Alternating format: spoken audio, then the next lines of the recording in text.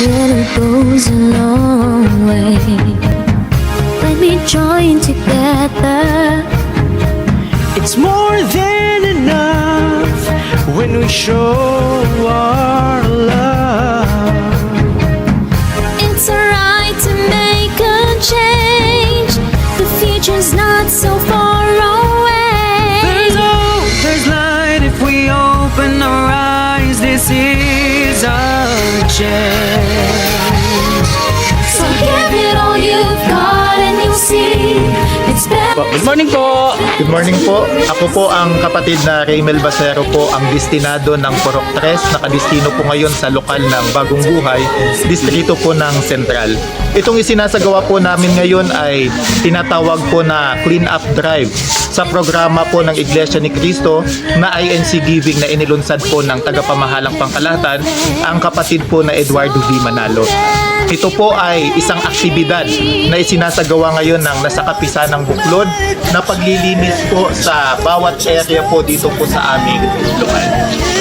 Ngayon po ay kasalukuyan po kaming naglilinis dito po sa area din po ng aming Purok 3 na ito po ang nai-assign po sa bawat isa sa amin, kasama po ang mga masisiglang kaanib sa kapisan ng Buklod na mga may tungkulin at mga karaniwang kapatid po sa loob ng Iglesia ni Cristo. Ito po ay naglalayo na maipakilala po sa mga hindi pa po natin kapananampalataya sa loob ng Iglesia ni Cristo ang mabubuting gawa po na ginagawa ng mga Iglesia ni Cristo para po sa kapakanan ng mga kapatid, maging sa kapakanan po ng aming kapwa-tao. Salamat po. Kayo po?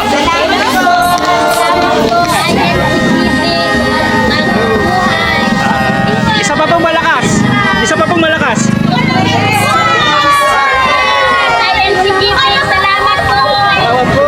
Napakasaya ng mga kapatid sa pagkikipagkaisa po nila sa proyekto ng pamamahala Clean Up Drive, bahagi po ng INC Giving. At kami po na mga taga-lokal ng Bagong Buhay ay galak na galak ang aming damdamin sapagkat kami ay laging kaisa ng pamamahala, kapatid na Eduardo Manalo, sa kanilang hangarin na lalo pang mapaigting ang gawaing pagpapalagan at ang mga mabubuting gawa para po sa ating kapwa. Talagang maligayang pakikipagkaisa po natin sa INC. Salamat po!